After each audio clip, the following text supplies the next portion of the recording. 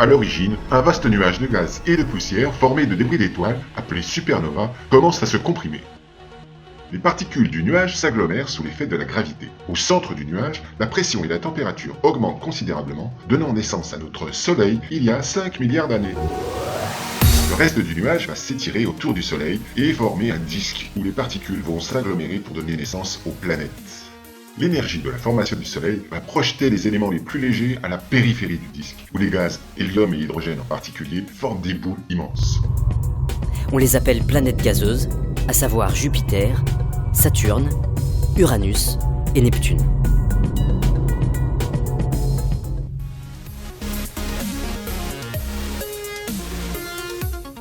Plus près du Soleil, les poussières plus denses, poussières de roche, vont former des amas solides. Ce sont les planètes rocheuses, à savoir Mercure, Vénus, la Terre et Mars. Enfin, la matière restante qui n'a pas réussi à s'agréger va former les astéroïdes et les comètes qui orbitent encore aujourd'hui autour du Soleil. Notre Terre est née il y a un peu plus de 4,5 milliards d'années. Elle n'est alors qu'une boule de magma percutée en permanence par des débris attirés par sa gravité.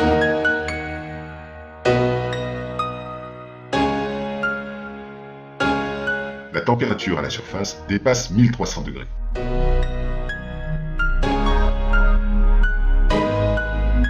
À l'intérieur de cette boule en fusion, les éléments denses, en particulier le fer, vont couler vers le centre pour former un noyau liquide. Ce noyau va engendrer une force invisible, le champ magnétique terrestre, qui évitera que la Terre perde son atmosphère sous l'action des vents solaires. Une collision avec un autre corps céleste a bien failli anéantir la Terre. Par chance, celui-ci a heurté la planète avec une trajectoire oblique. Les dommages ont été limités, mais une importante partie du manteau terrestre a été arrachée avant de s'agglomérer avec d'autres débris. Ils ont formé la Lune. Après quelques centaines de millions d'années, le nombre d'impacts de météorites sur la Terre a progressivement diminué et les températures en surface ont baissé. Lentement, la roche s'est solidifiée et a formé une croûte terrestre qui a épaissi au cours des millions d'années suivantes. Et pourtant, aujourd'hui encore, lorsqu'on la compare à la planète entière, cette couche est extrêmement mince. La croûte repose sur le manteau supérieur qui est en partie solide et en partie malléable. En dessous, on trouve le manteau inférieur et le noyau terrestre. Ce dernier est formé d'un noyau externe liquide et d'un noyau interne solide. La croûte terrestre s'est suffisamment refroidie pour que la condensation de l'eau forme des lacs, voire des océans. C'est de là qu'est partie la vie il y a 4 milliards d'années sous la forme de bactéries simples. L'eau est maintenant saturée d'organismes microscopiques. Ces bactéries monocellulaires sont les plus anciennes formes de vie sur Terre.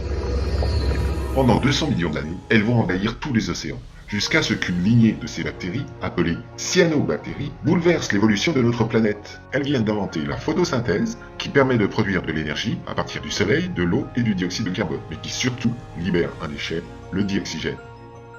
Celui-ci va d'abord envahir les océans, et quand l'eau sera saturée en dioxygène, il va enrichir progressivement l'atmosphère. À partir de là, en utilisant ce dioxygène au cours de la respiration, les formes de vie vont rapidement se diversifier, envahir progressivement tous les milieux, et donner naissance, bien plus tard, à notre espèce, l'homme.